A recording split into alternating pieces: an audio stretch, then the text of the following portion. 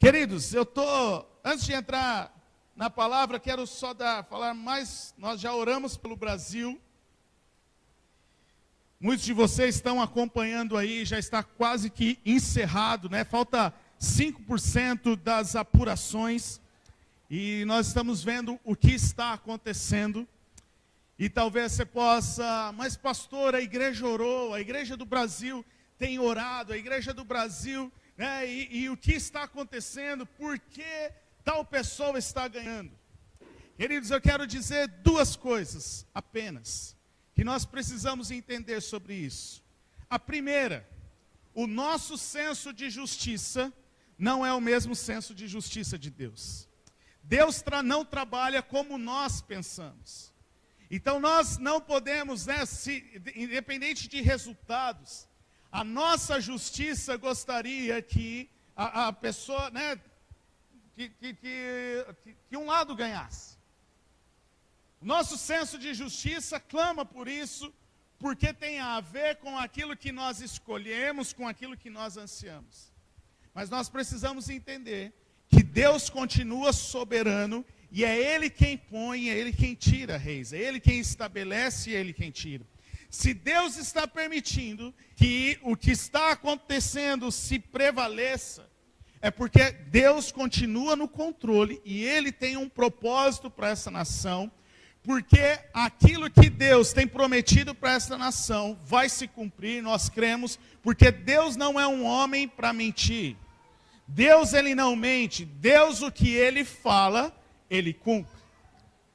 A segunda, então, esse é o primeiro entendimento que nós temos que ter.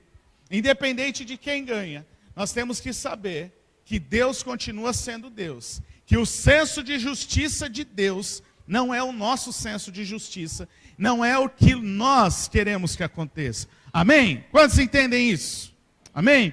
E a segunda coisa, cabe a mim e a você, nós ainda precisamos continuar fazendo a diferença, porque nós não estamos aqui por causa de partido A ou partido B. Nós estamos aqui por causa do reino de Deus. E a igreja continuará avançando, independente de quem esteja no poder. Ah, pastor, mas é medo do socialismo, isso e aquilo. Queridos, hoje é a maior igreja do mundo. A maior nação, a maior igreja de Cristo no mundo. Ela está no país que tem a maior restrição ao evangelho. Está na China. O maior número de cristãos hoje se encontra na China. E a China é um país fechado, é um país comunista. Ou seja, eu não estou dizendo que vai acontecer isso no Brasil. Mas o que eu quero trazer é que, independente do que aconteça através de leis, através de pessoas que estão no poder, a igreja continua sendo a igreja de Cristo. Jesus não vai desamparar ela. Cristo não vai desamparar a sua igreja. E a igreja vai continuar avançando e crescendo. É nisso que nós cremos, é nisso que nós precisamos trabalhar, e é nisso que nós precisamos viver. Vira para a pessoa que está do seu lado e fala, olha, você é a igreja, e a igreja precisa continuar. Independente de quem vença as eleições, a igreja precisa ser igreja. Amém? Hoje eu quero compartilhar algo que Deus colocou no meu coração essa semana.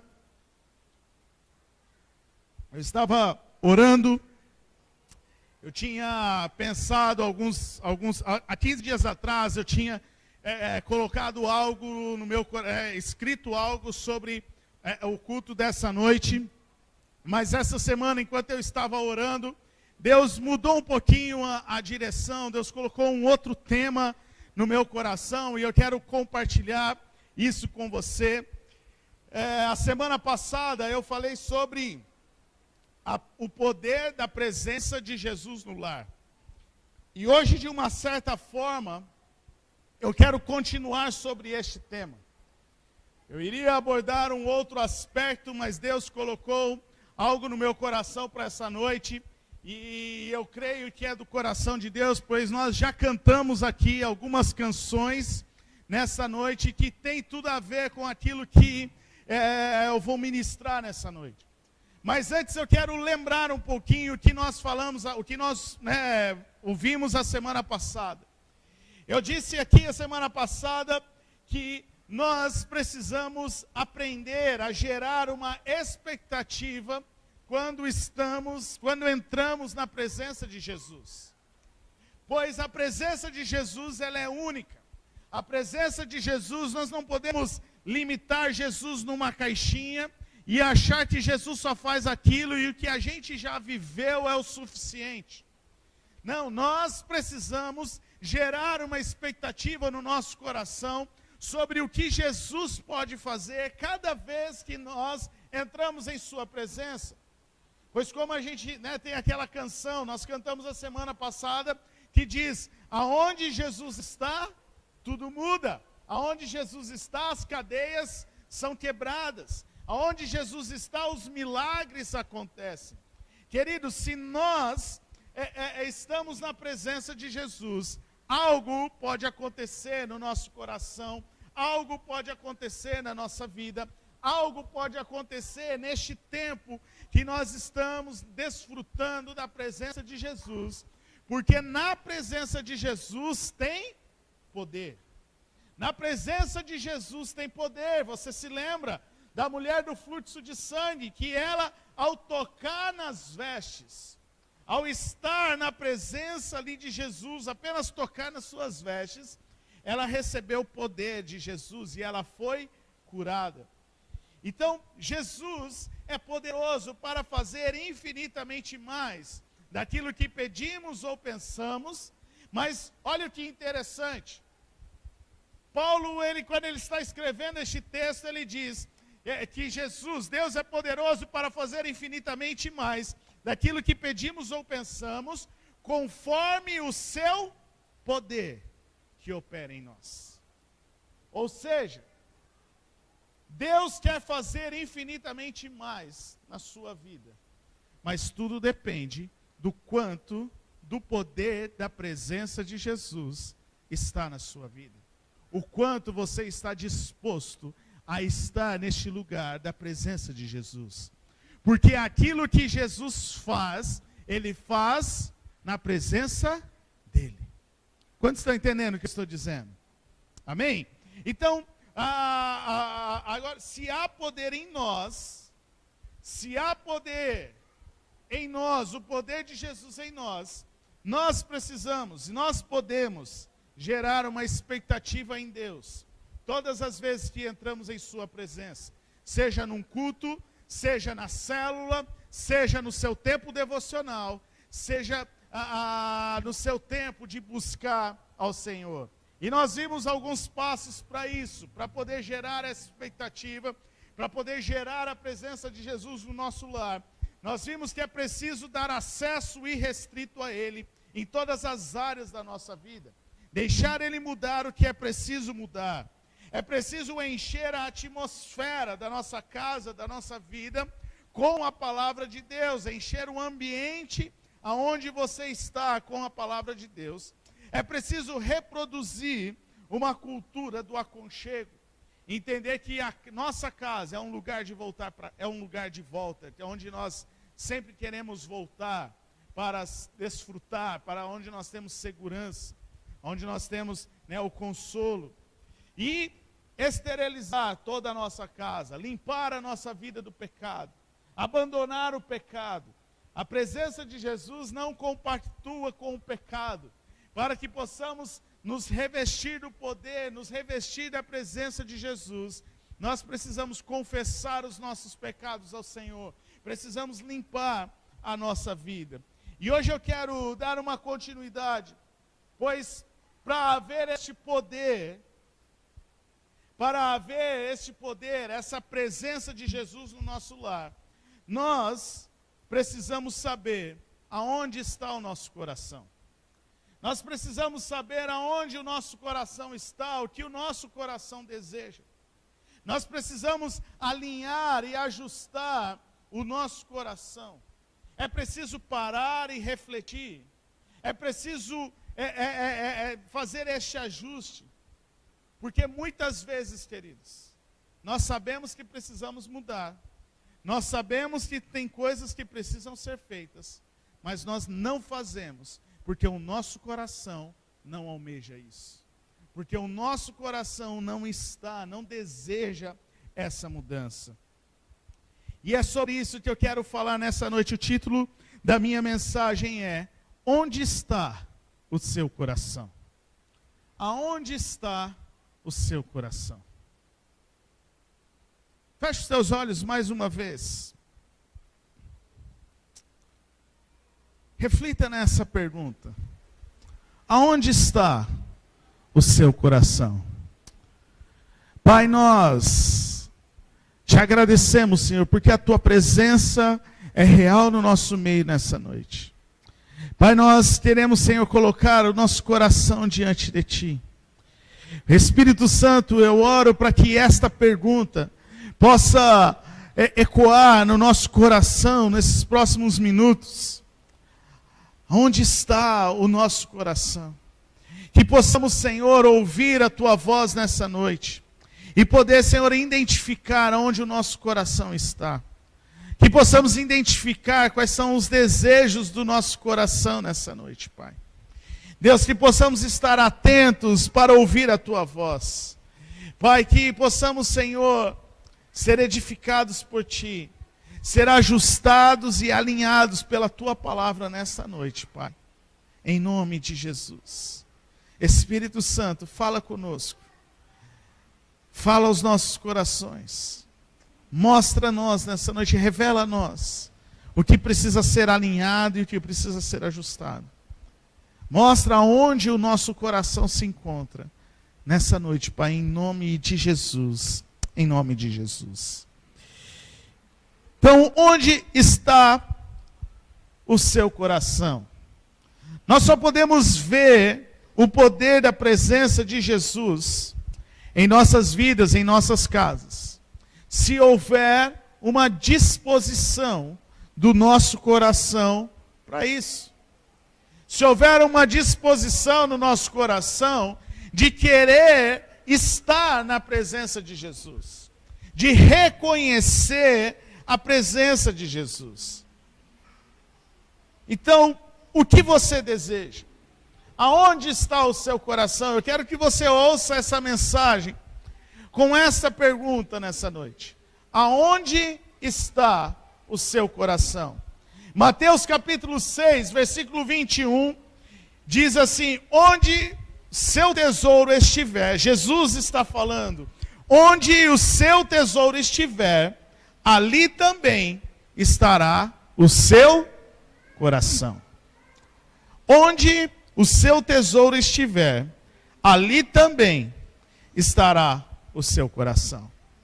Jesus, quando ele está falando sobre esta passagem, Jesus está no Sermão da Montanha, começa no capítulo 5 de Mateus, aí o capítulo 5, o capítulo 6 e o capítulo 7 do livro de Mateus. E Jesus está falando o Sermão da Montanha, você já ouviu falar sobre ele. É onde Jesus está falando sobre um novo modo de viver. Um modo de viver de acordo com a sua palavra, de acordo com o que Deus deseja para as nossas vidas. Jesus está ali amplificando a lei, ajustando o que precisa ser ajustado. E Jesus está mostrando como eu e você devemos viver. E no capítulo 6, Jesus está falando sobre a caridade, Jesus está falando sobre a compaixão, Jesus está falando sobre a oração, sobre o jejum, Jesus está falando sobre as riquezas. E quando Jesus fala sobre as riquezas, Jesus coloca essa fala: onde está o seu tesouro, ali também está o seu coração.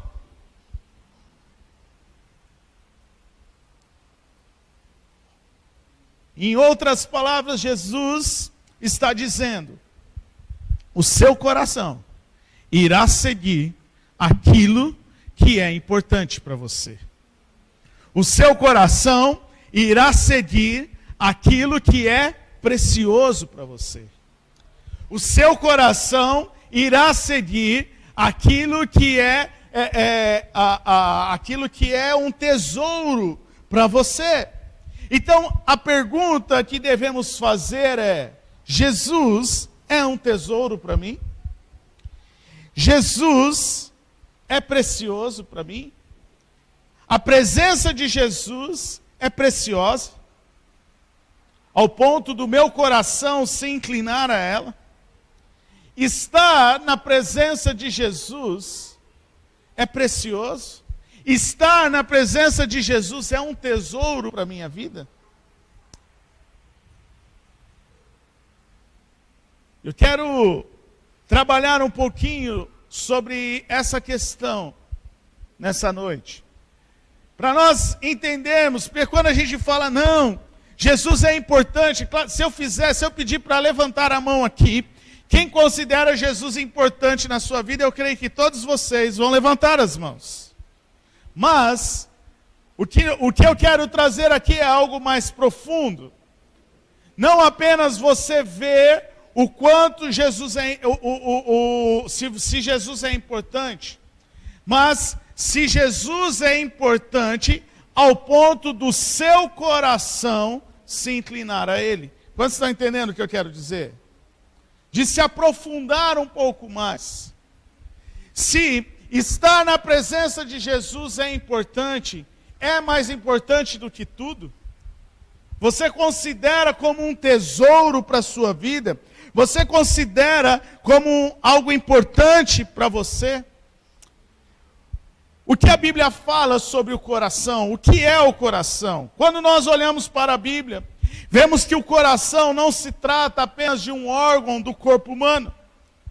Mas quando a Bíblia fala sobre o coração, ela está falando sobre as vontades, sobre as atitudes, sobre as intenções. Ela está falando sobre a fonte dos nossos pensamentos, sobre as nossas ações e as nossas palavras. Ou seja, o coração é o núcleo de quem você é como pessoa. O seu coração representa quem você é. As suas atitudes, os seus pensamentos, isso é o seu coração. É isso que a Bíblia fala. Então, o que Jesus está dizendo aqui é: aquilo que é tesouro para você, ali também estará a sua vontade. Ali também estará as suas atitudes. Aquilo que é um tesouro, aquilo que é importante, aquilo que é precioso para você, ali também estará as suas intenções, os seus pensamentos, as suas ações e as suas palavras.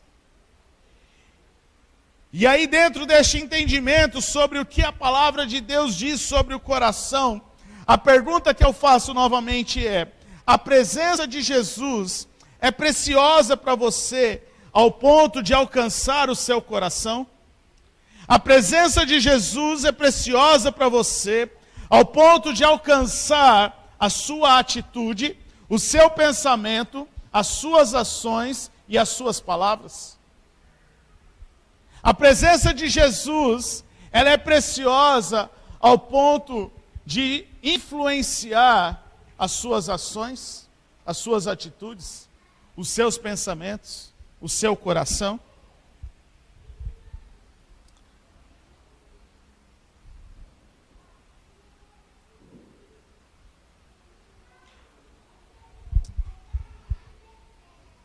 Precisamos refletir sobre isso.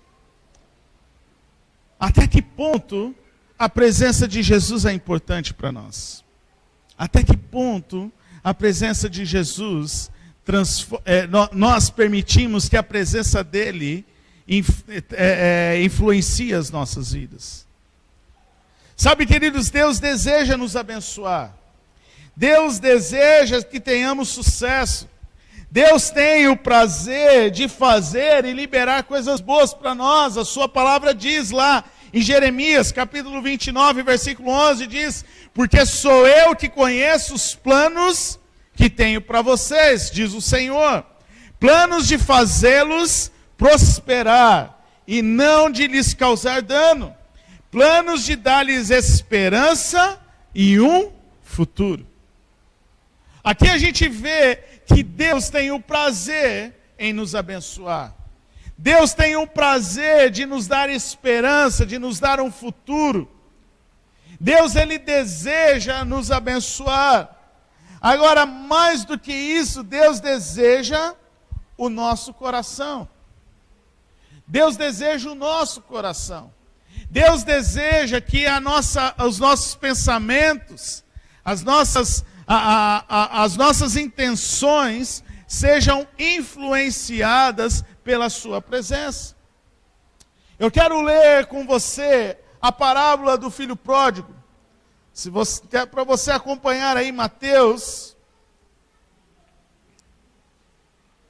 Lucas capítulo 15, a partir do verso 11.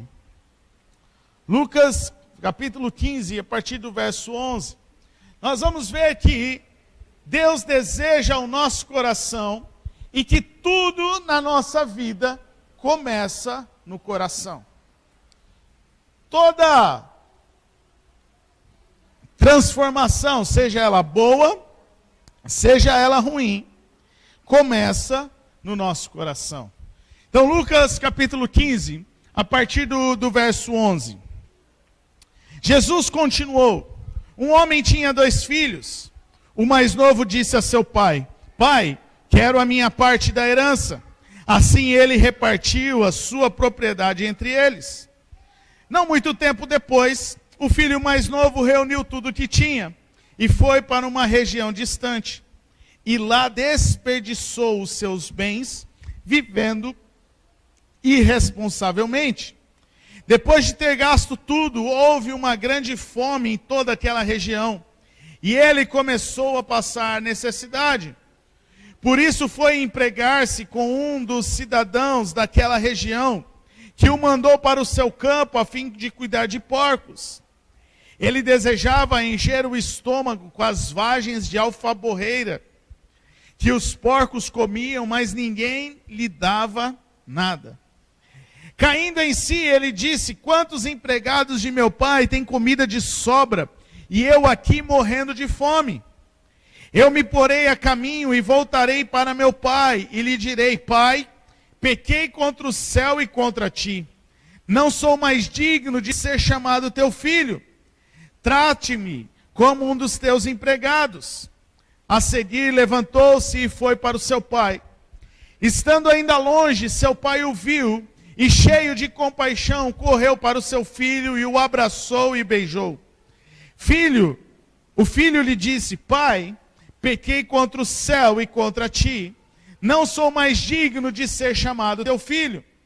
Mas o pai disse aos seus servos: depressa, tragam a melhor roupa e vistam nele, coloquem um anel em seu dedo e calçados em seus pés. Tragam um novilho gordo e matem-no. Vamos fazer uma festa e comemorar. Pois este meu filho que estava morto voltou à vida. Estava perdido, foi achado. E começaram a festejar. Enquanto isso, o filho mais velho estava no campo. Quando se aproximou da casa, ouviu a música e a dança. Então chamou um dos servos e perguntou-lhe o que estava acontecendo. E este lhe respondeu: seu irmão voltou, e seu pai matou um novilho gordo, porque o recebeu de volta, são e salvo. O filho mais velho encheu-se de ira e não quis entrar. Então seu pai saiu e insistiu com ele. Mas ele respondeu ao seu pai: olha, todos estes anos tenho trabalhado como um escravo ao teu serviço e nunca desobedeci às tuas ordens. Mas tu nunca me deste nenhum cabrito para eu festejar com os meus amigos.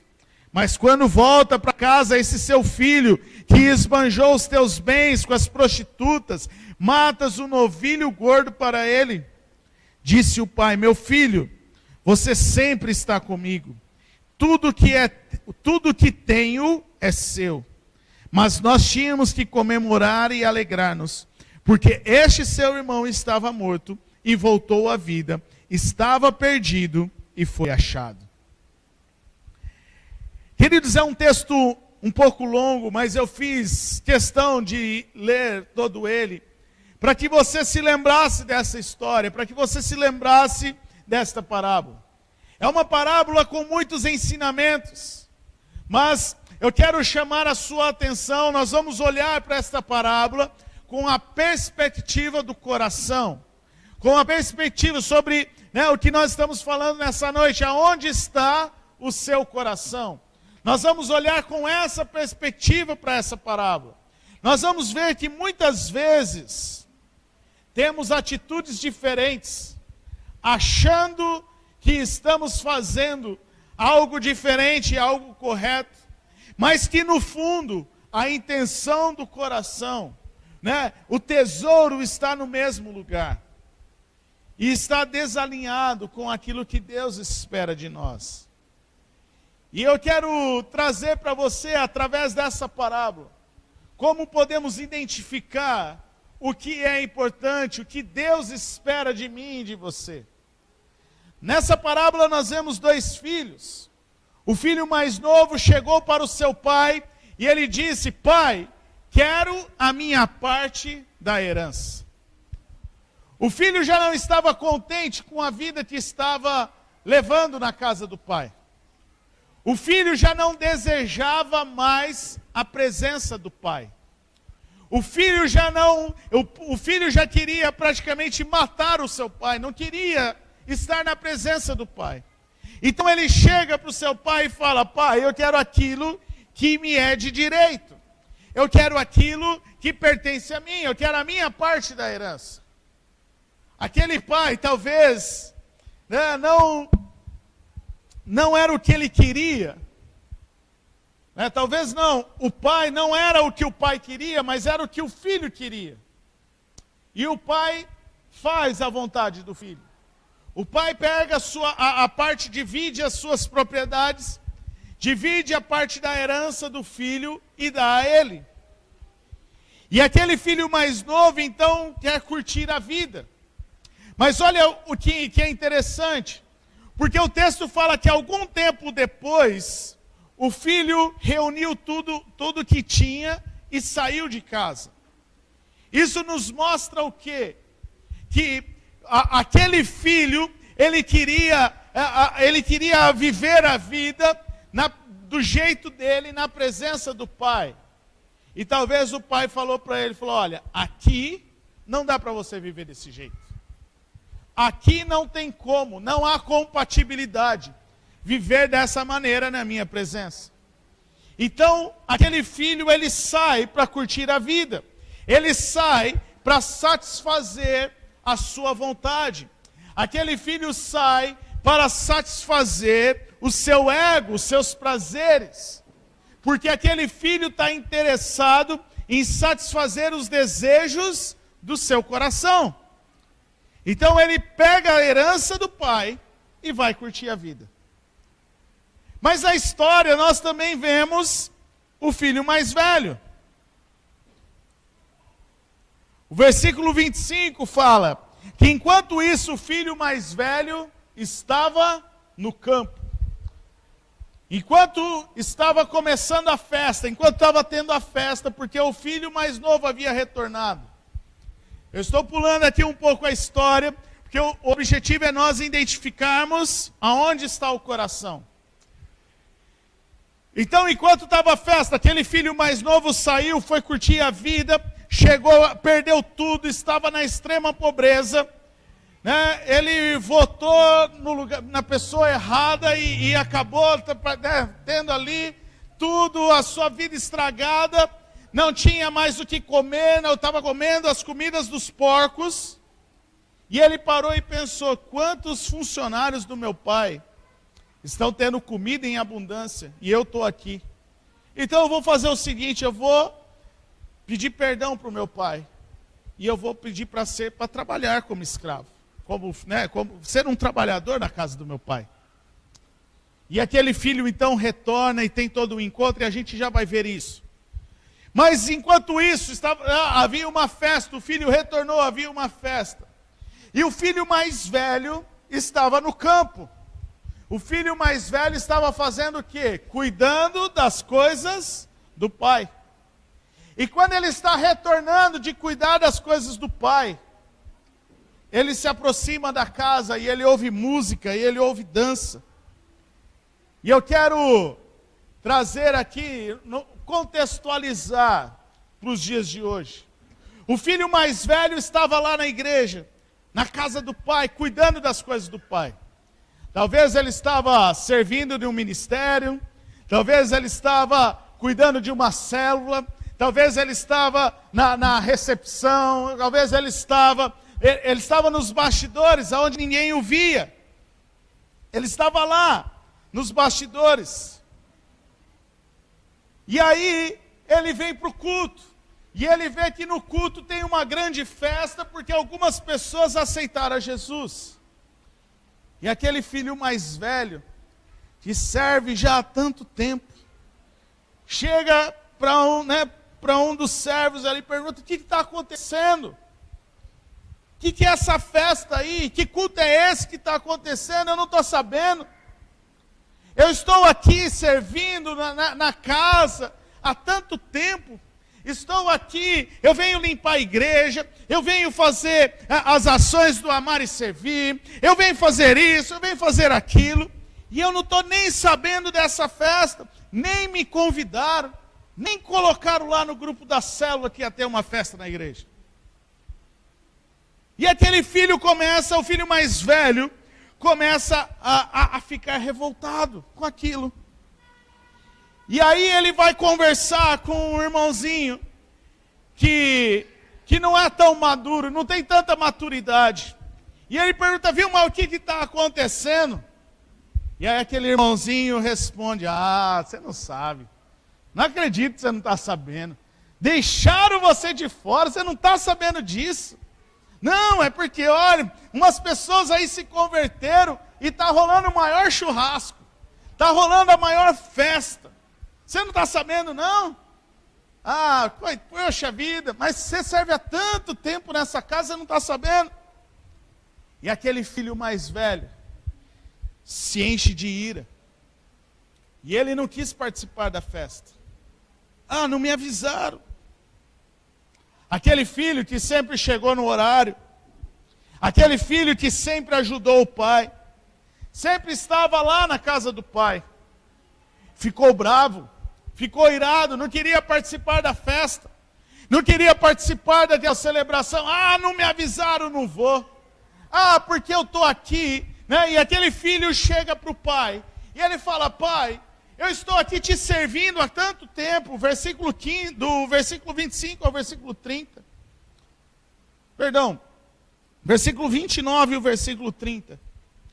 Aquele filho chega para o pai e fala: pai, eu estou te servindo há tanto tempo. Eu estou fazendo tudo, acordo cedo, chego no horário, faço tudo que tem que fazer, faço tudo para honrar o teu nome, eu faço tudo direitinho, eu faço tudo certinho, e você nunca me deu um cabrito para mim poder fazer uma festa. E agora vem aí esse teu filho, que eu já nem mais considero meu irmão, mas é o teu filho mais novo, que gastou dinheiro com bebedeira, gastou dinheiro com prostituta, gastou dinheiro com os prazeres para satisfazer os desejos do coração dele. E você mata um novilho gordo para celebrar a volta dele? Que negócio é esse? Eu estou aqui, Senhor, servindo há tantos anos, fazendo de tudo. Nunca teve uma festa para mim, mas aquela pessoa que se converteu faz pouco tempo, fizeram maior festa, maior celebração para ele, porque chegou. Como assim?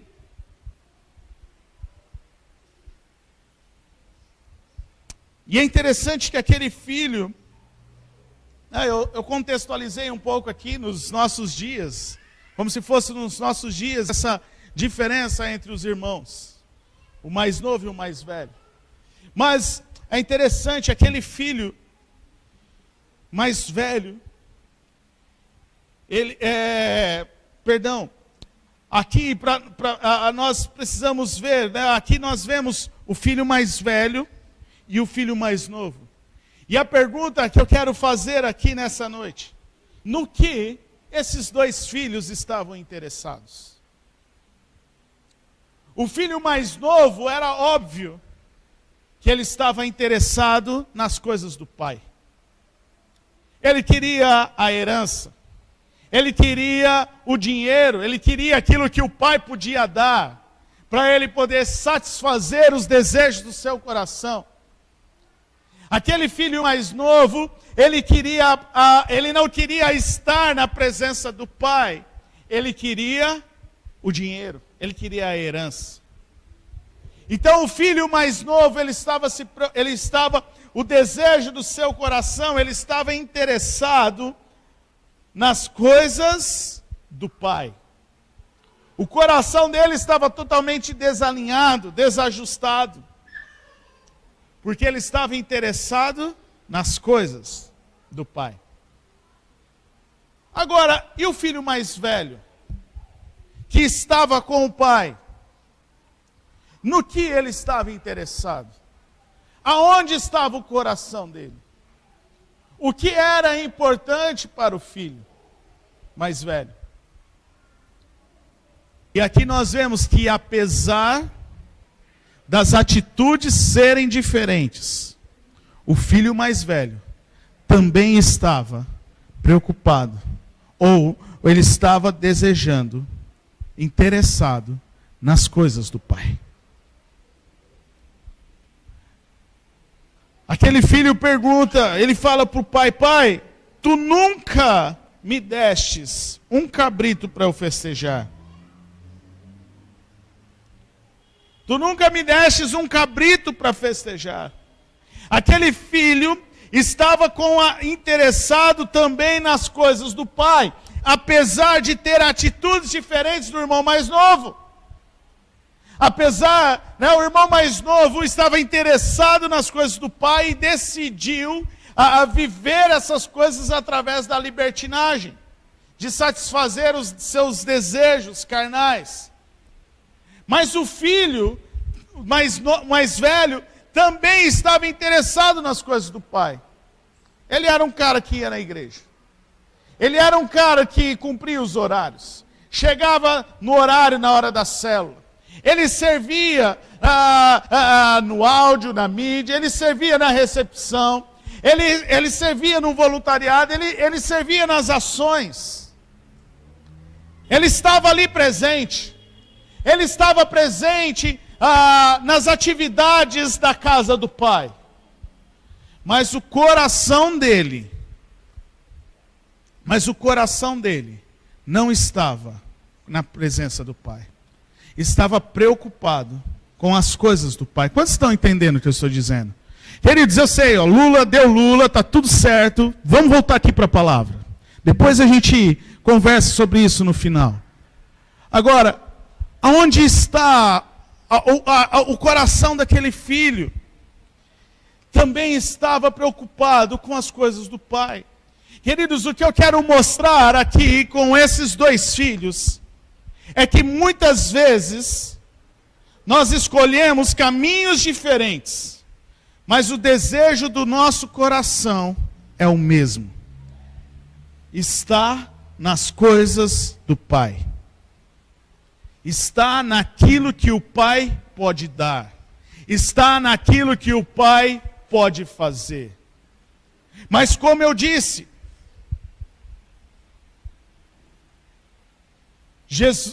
o pai não está interessado naquilo que ele pode dar.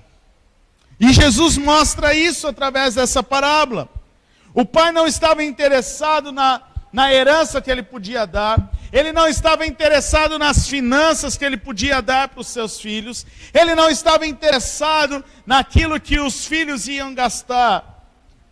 Mas Jesus mostra que o pai estava interessado em ter o seu filho na sua presença. O pai estava interessado em ter o seu filho na sua presença. Olha o versículo 20, com o filho mais novo. Lucas 15, versículo 20. Ainda estando longe, seu pai o viu e, cheio de compaixão, correu para o seu filho, o abraçou e o beijou. Aquele pai ficava todos os dias esperando o seu filho retornar. Porque aquele pai não estava preocupado com o montante de dinheiro, de herança que ele deu para o seu filho e o que o filho ia fazer. Aquele pai estava preocupado em ter o filho na sua presença. Para que o filho, na presença do pai, pudesse desfrutar do que o pai tinha. Então, o pai estava interessado na presença, porque enquanto ele estava longe, o filho nem precisou chegar em casa, o pai já saiu ao encontro dele quando o avistou. O pai já saiu, ei, meu filho, eu preciso trazer ele, eu quero que ele esteja na minha presença. E nós vemos que o quanto isso é real, porque o que o pai fala para o filho mais velho, versículo 31, meu filho, você sempre está comigo, tudo que tenho é seu.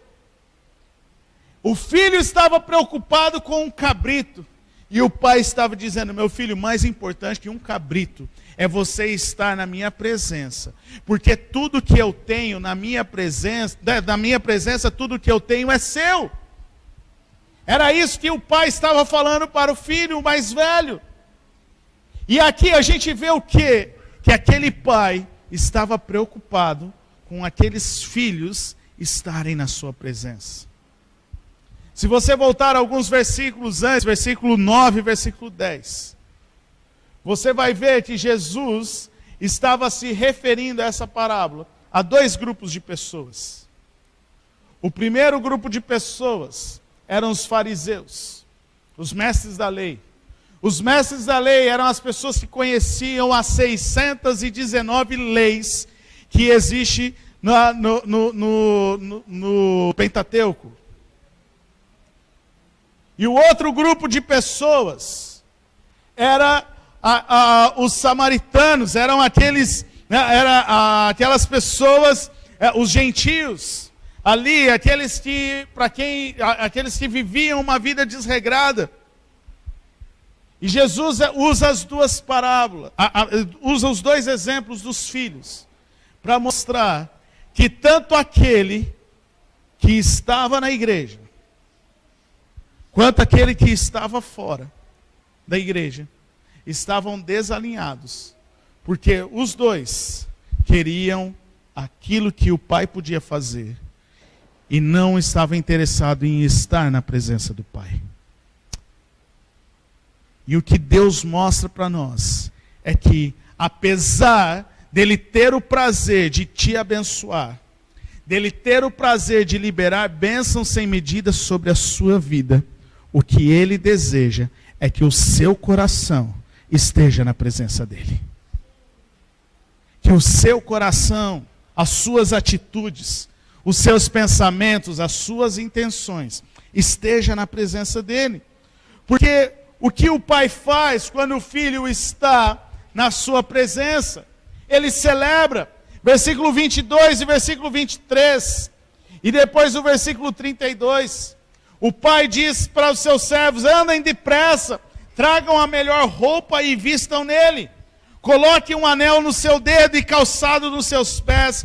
Tragam um novilho gordo, matem-no e vamos festejar, vamos comemorar. E o versículo 32 diz, mas nós tínhamos que comemorar e nos alegrar, porque este seu irmão estava morto e voltou à vida, estava perdido e foi achado. Sabe, queridos, o que nós precisamos entender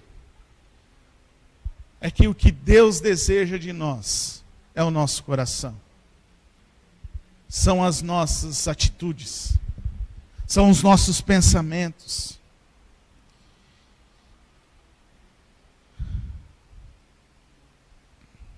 Ele deseja que a presença dele seja um tesouro para nós. Seja um tesouro para mim e um tesouro para você. Porque o que ele mesmo diz, aonde está o seu tesouro, ali está o seu coração. Deus deseja que a sua presença seja um tesouro. Porque tudo que nós vemos desde Gênesis até Apocalipse, qual é o desejo de Deus? De estar conosco. Quando ele cria o homem para quê? Para estar com ele. Mas o homem peca. Então o que Deus faz? Ele faz um plano de redenção que se culmina em Jesus. E o que o profeta Isaías diz sobre Jesus? O que as profecias dizem sobre quem é Jesus? Quando Maria fica grávida, Mateus capítulo 1, versículo 23. Quando Maria fica grávida, Mateus está dizendo, e aqui está se cumprindo a profecia: a virgem ficará grávida e dará à luz a um filho, e lhe chamarão o quê? Emanuel. O que significa Emanuel? O quê? Deus conosco. Ou seja, qual é o objetivo da redenção? É Deus estar conosco. O objetivo da redenção não era te trazer uma bênção, um milagre financeiro. Não era trazer a multiplicação dos pães. Porque o que Jesus faz no seu ministério, multiplicar os pães, curar os enfermos, isso a gente já vê desde o Antigo Testamento. A gente já vê Deus provendo, libertando da escravidão do Egito. A gente já vê Deus trazendo, levando o seu povo, para morar numa terra onde mana leite e mel. Então, libertação, provisão. Nós vemos o povo ser curado, restauração. Mas quando Jesus vem, Deus está falando: agora é a hora de eu estar com vocês, para que vocês possam estar na minha presença, para que possamos viver uma eternidade juntos. Então, queridos, o que nós precisamos se ligar, que nós precisamos nos ligar é nisso. Deus tem o prazer, sim, de nos abençoar, mas esse não é o foco principal de Deus.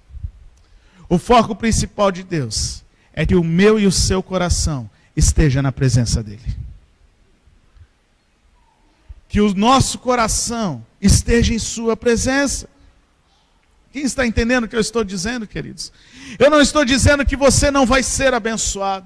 Eu não estou dizendo que Deus não vai liberar aquilo que você precisa, que Deus não vai fazer um milagre que você precisa.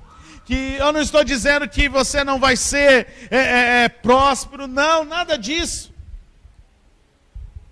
Mas o que nós precisamos entender é que o desejo de Deus é que nós estejamos na sua presença. É que o nosso coração deseje que a presença de Deus seja um tesouro para nós. Seja um tesouro. Que o nosso coração possa desejar este lugar. E quando eu falo presença de Deus, não estou falando apenas de estar aqui num culto, num domingo, de estar numa célula, mas é estar na presença de Deus todos os dias, ao ponto desta presença influenciar o teu coração, influenciar as tuas ações, influenciar os teus pensamentos, influenciar as suas atitudes, influenciar a sua fala, aquilo que você vai falar, aquilo que você vai transmitir a alguém, comunicar a alguém. Ah, queridos, Deus deseja tanto que eu e você estejamos na presença dEle. Ele enviou o Deus Emanuel, que Ele enviou o Deus conosco, que Ele enviou o Emanuel, o Deus conosco, para morrer numa cruz. Para quê? Para que eu e você pudéssemos acessar novamente a presença dEle.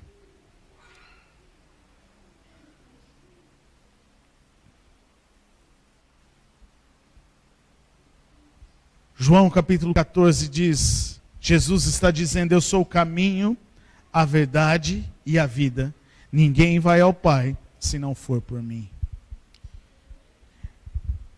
O Emanuel, o Deus conosco, é o Deus que está comigo, é o Deus que está com você. Ele se tornou um caminho vivo para que nós pudéssemos chegar à presença do Pai. Quantos estão entendendo o que eu estou dizendo nessa noite? A pergunta que precisamos fazer todos os dias é: como filhos, o meu coração está nas coisas do Pai ou na presença do Pai? Sabe, queridos, porque quando nós entramos pelo caminho, por Jesus, o Deus conosco, a palavra declara, em João capítulo 1, versículo 2, diz que, contudo, aos que o receberam e aos que creram no seu nome, aos que creram em Jesus, aos que creram no Deus conosco, no Emanuel, deu-lhes o direito de se tornarem filhos de Deus. Quando nós cremos que Deus está conosco, no Emanuel, nós nos tornamos filhos de Deus. E a pergunta que eu faço, e nós precisamos fazer todos os dias, é: como filhos, o seu coração está nas coisas do Pai ou na presença do Pai? O seu coração deseja as coisas que o Pai pode lhe dar, ou deseja estar na presença do Pai? E eu quero concluir lendo o que Jesus fala em Mateus capítulo 6, na parte final. Olha que interessante, a gente vai ler o versículo 25. No versículo 21, Jesus estava dizendo: aonde está o seu tesouro, ali está o seu coração. E agora nós vimos a questão, onde o nosso coração pode estar. Se ele está nas coisas do Pai, ou se ele está na presença do Pai. E olha o que Jesus fala no versículo 25. Portanto, eu lhes digo, não se preocupem com as suas próprias vidas, quanto ao que comer ou beber, nem com seus próprios corpos, quanto ao que vestir. Não se preocupe com o seu sustento, não se preocupe com as questões financeiras. Não é a vida mais importante do que a comida? O que o pai do filho pródigo disse para o filho mais velho? Nós tínhamos que comemorar, porque este teu irmão que estava morto, voltou à vida. Não é mais importante a vida do que a comida? Ou seja, queridos, o que eu quero encerrar trazendo aqui é que o sustento, as questões naturais, financeiras, Deus tem o prazer de nos dar. Mas mais importante do que isso, o que Ele deseja é nos dar vida. É que nós estejamos na sua presença. Porque aí Jesus continua dizendo, no versículo 33, busquem, pois, em primeiro lugar o reino de Deus e a sua justiça, e todas as outras coisas lhes serão acrescentadas. Onde nós encontramos o reino de Deus, queridos? Na presença dele, na presença do Pai. Que você possa ficar com isso no teu coração nessa noite. Quando a presença de Deus é preciosa para nós, o nosso coração está nela. E quando o nosso coração está nessa presença, tudo aquilo que precisamos, Deus nos abençoa, porque Ele tem prazer em fazer isso. Que o desejo do teu coração não seja buscar as coisas do Pai, mas que o desejo do teu coração seja estar na presença do Pai. Queridos, não sabemos o que vai acontecer nos próximos anos. Nós não sabemos o que vai acontecer. E talvez muitos temores possam surgir ao nosso coração, ao ver as notícias, ao ver o que vai desencadear, o que vai acontecer. Mas o capítulo 6 de Mateus, Jesus está dizendo: olha, não se preocupem com o dia de amanhã. Cada dia basta o seu mal. O que vocês precisam se preocupar é estar na minha presença. O que vai nos fortalecer, o que vai nos fazer ir adiante, é estar na presença do Pai. E aqui, como pastor, eu quero trazer algo para a gente encerrar, vendo o cenário político que está se formando. Talvez provocações surgirão. Talvez leis vão surgir. Talvez intimidações vão acontecer. Mas a sua preocupação não tem que ser agora em discutir com alguém. Não tem que ser agora em querer provar algo a alguém. A sua preocupação agora precisa ter o teu coração na presença do Pai. Porque é na presença do Pai que você vai ser sustentado. É na presença do Pai que você vai ser fortalecido. É na presença do Pai que você vai saber os próximos passos. É na presença do Pai que você vai ser edificado. É na presença do Pai que você vai receber o que você precisa. Porque aquilo que o Pai tem está à nossa disposição. Que o teu coração não deseje as coisas do Pai, mas que o teu coração deseje a presença do Pai. Porque a presença é mais importante do que as coisas. As coisas estão aí, Deus vai te sustentar, Deus vai prover, Deus vai fazer o que for preciso, Deus vai mover céus e terra se for preciso. Mas o teu coração precisa desejar a presença de Deus, a estar na presença do Pai. A presença do Pai, estar na presença do Pai, precisa ser um tesouro no teu coração, na tua vida, para que o teu coração esteja ali. Se você deseja isso nessa noite, quero te convidar a ficar em pé, quero orar com você. Orar para que nós possamos desejar a presença do Pai acima de todas as coisas.